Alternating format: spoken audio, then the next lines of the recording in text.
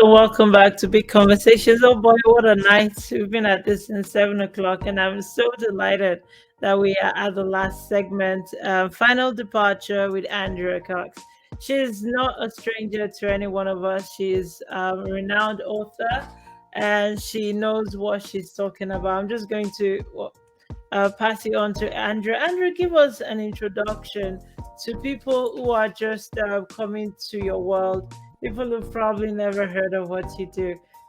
Who are you, Andrea? First off, thank you so much for having me. It's so nice to meet you for the officially, right? For the first time seeing you. Hey. Yeah, so who am I? So my name is Andrea Cox. I live in Calgary, Alberta. My goodness, I'm a twin sister, I'm a sister, I'm a super auntie, I'm a daughter. The list kind of goes on, but what do? I do something very different.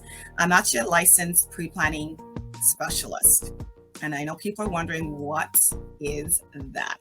First of all, my passion is educating people on the importance of putting an exit plan in place before something happens. And this means whether it is, something critical or more so if it's a death, unfortunately. So someone who passes away. So I actually sell prepaid funeral packages in Alberta and in BC. And I'm a new author. So I've recently published a book called Final Departure. And the book pretty much, We'll talk about the okay, book. we'll talk about the book after. Let's go on Sounds the book. good. Hold on a second. Okay, we just went to do a small introduction because I didn't have that in my notes. I can't believe this is the first time we're meeting. It feels like I've It known you really forever, is. But yet we've been Andrea. talking all the time over the phone. Oh, this pandemic. It feels like I've known you a long time. It You're right, does. actually. We've been communicating for All the years. time over the phone because you're in Edmonton, I'm in Calgary, and it just never worked that we seen each other. So I was like, wow, gee, finally. Oh, I hope I didn't disappoint you much. Oh, girl, you're as gorgeous as ever. Absolutely not. The same here. You look really lovely. Thank you Oh, again, Andrea, bless for doing you. this. It's World Book Day, and the book we're considering tonight is Final Departure. And boy, what a title! The accountant before said two things are certain: you die, and you pay your taxes. And you are here to say two things are certain. One thing is certain: you will have a final departure. Right, right. Why did you write the book? For the last, let's see, so I have been working in this industry altogether we're pushing on almost 7 years. So we've been doing seminars, we've been doing webinars, and although people are coming out and they're getting that information, it's almost like it's not sticking or there's no action behind it, right? And there's that saying that says the definition of insanity is doing the same thing over and over again and expecting a different result.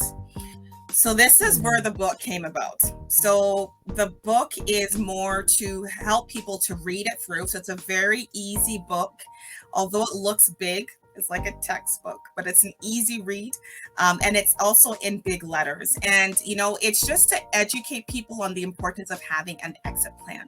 And it's not just about us. First of all, the stats is 1 out of 1, right? We're all going to go. It's not a matter of if, it's when.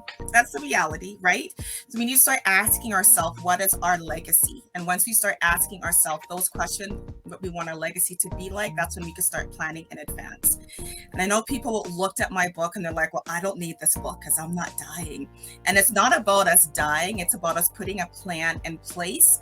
And it's not just about us. It's about people around us. Because if our family, our parents, our siblings don't have a plan in place themselves, it falls on us. So the purpose of the book is to help to educate us to understand the why.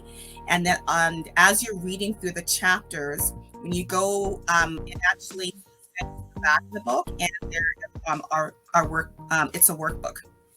So what happens is that it's going to be there for our loved ones to guide them during that difficult time, because there's step-by-steps in there, and there are, what to do the first 24 hours after somebody dies.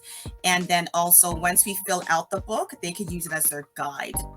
So as we know, when someone passes away, there's a lot of confusion. There's a lot of chaos. their financial hardship, and there's also family breakdowns, right? So it's just to start having those uncomfortable conversations and just putting an exit plan in place and living life to the fullest. Like tomorrow is, because you don't know if tomorrow's going to be your last day, right? It better not be. Well, we hope it's not. We don't know. I'm not going anywhere. I got my daughter to look after. Right. And that's where it starts, is putting a plan in place. Like, we're saying that we're the biggest gift. How old do you need to be? How old do you need to be though? I'm in my 40s. Do I wait till I'm in my 70s to get this plan together? Or I just you should have started when you're 18. Oh, really? 18. We are adults. And the thing about it is that... Why so early though? Because, okay, such a good question. And I'm glad that we're going to tackle this tonight. Because at the end of the day, let's be real. And even when I look at myself, so I've been in this industry for almost 7 years. And, and it's crazy that when I think about the families I've been helping that's lost loved ones, they've been more younger people. And because we don't know, we want to make sure that there's something in place. You said that you have a daughter. When I used to work at my first job, when I started this industry, I would go to people's homes, and it was union members' homes. And I went to this couple's home and I asked them if they have a will. And they told me yes. And usually, like when I go to homes and I would ask that question, people would always say no. So when they actually told me yes, I was really surprised. And they told me that the reason why they have got their wills in place is because a close family member died from domestic violence. And when they went to the funeral, the children were there with social services. And this is why it's so important, especially when we have children, that we put a will in place, because that's our voice when we are no longer here. Right? So that's why it is so important. And as adults, so, it's not just the wills, but there's the enduring power of attorney. There's a personal directive. And those are legal documents if we lose mental capacity. And that can be from just an accident. It doesn't have to be Alzheimer's or dementia, right? So, and that is delegating someone to take care of our finances and to take care of the decisions, like when it comes to where we're going to be living and things like that.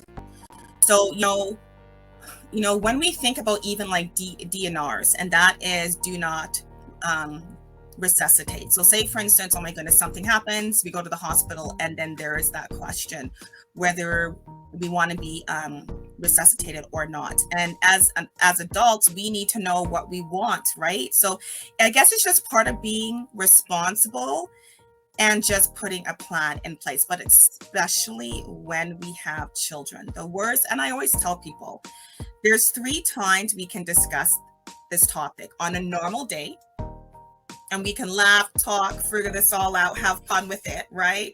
Or in a crisis.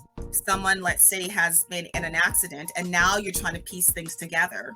Or it's going to be when someone dies. Those are our 3 options. They're all difficult. But I promise you that the last 2 is even more difficult. So it's so much easier to do it way in advance. Oh, you're muted, sweetie. Sorry. I come from a culture where talking about death is a taboo.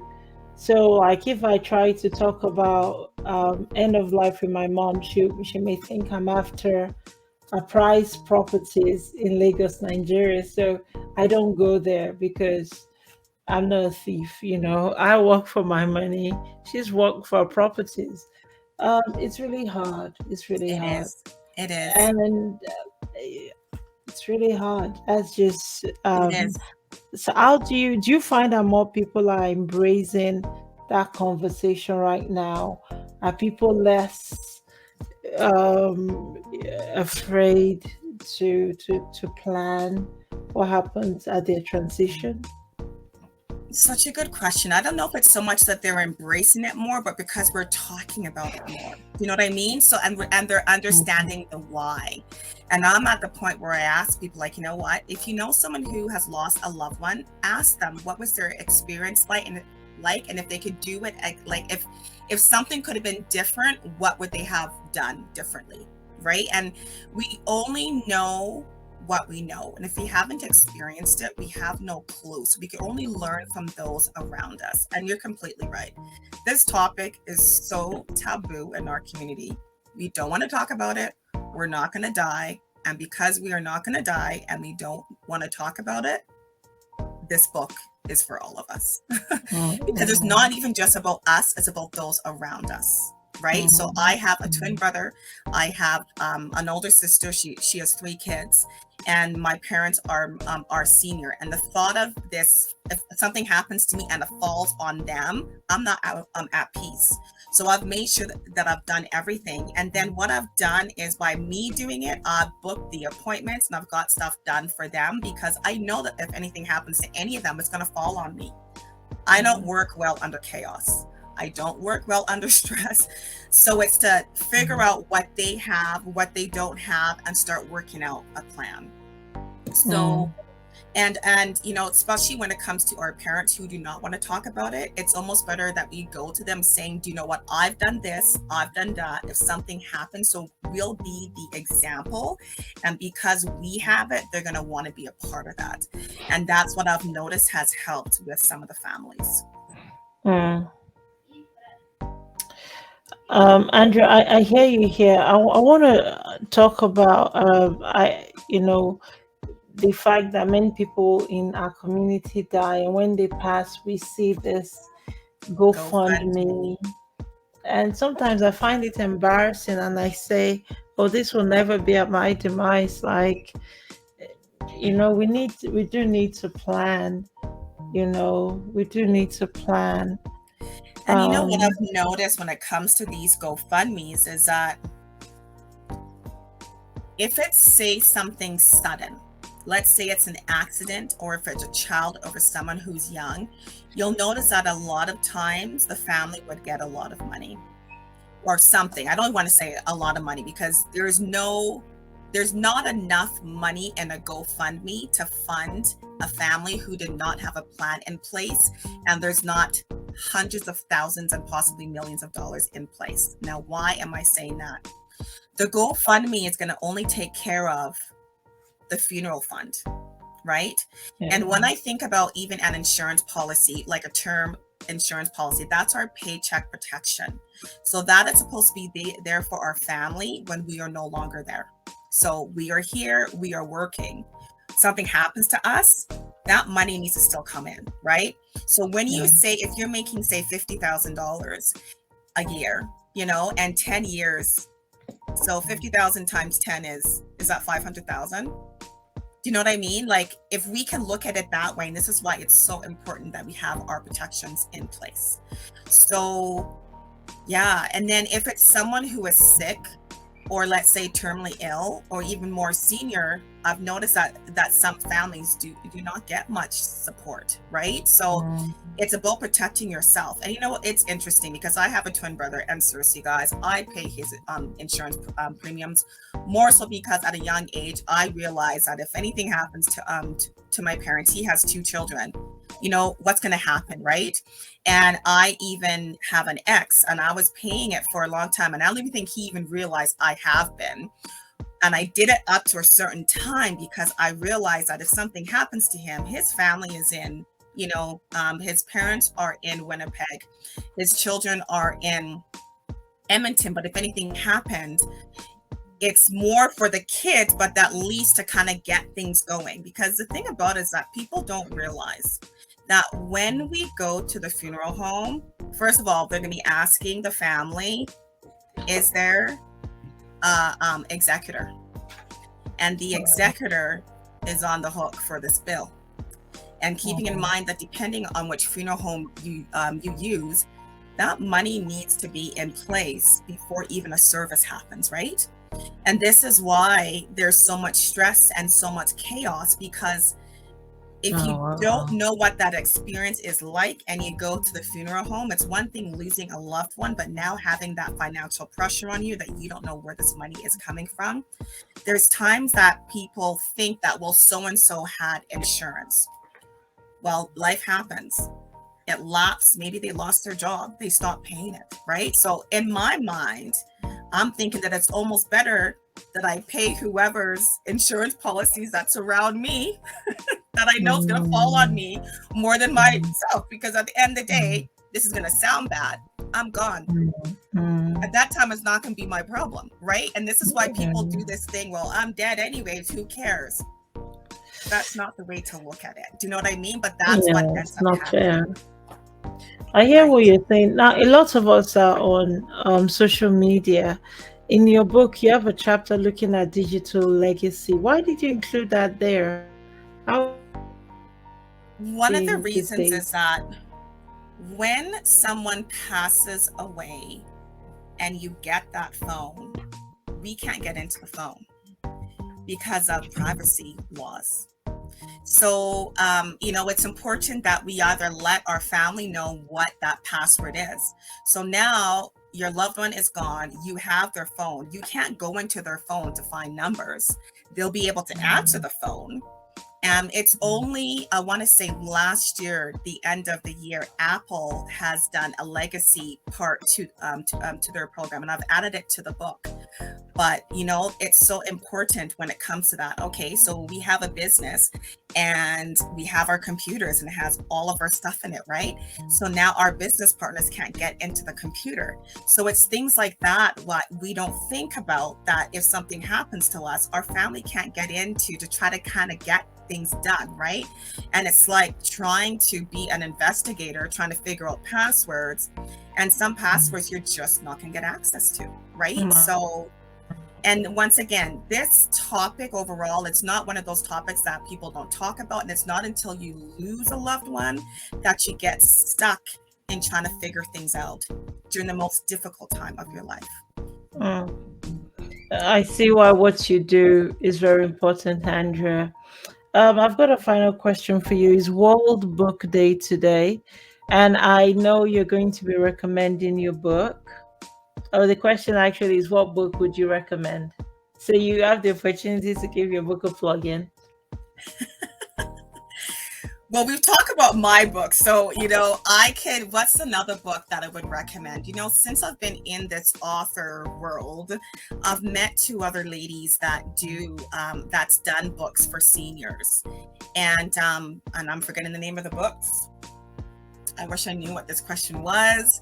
But it's on senior care. One is We Can Do This, You Can Do This. And it is from Lori Morales. And the other one, oh my goodness, girl, I'm sorry, I can't remember. But it's all about senior planning as well. And I guess that's just my world at the moment. My parents, they're both seniors. So, it's just learning. So if and when there is a crisis, the more we can learn in advance, the easier it will be during those crisis times. Oh yeah, I think I know Lori Morales' book. She's our editor. Yes. I think I know the book. What I'll do is I'll put it up at the end of the broadcast. We have to end it now. I am tired. Oh, my girl, you've done amazing. I can see how long you've been on here for, over 2 hours. Wow. 2 hours. But I'm still here, but this was amazing. And I'm really grateful, Andrea, for you coming and for everyone who stayed this late on the Saturday night. So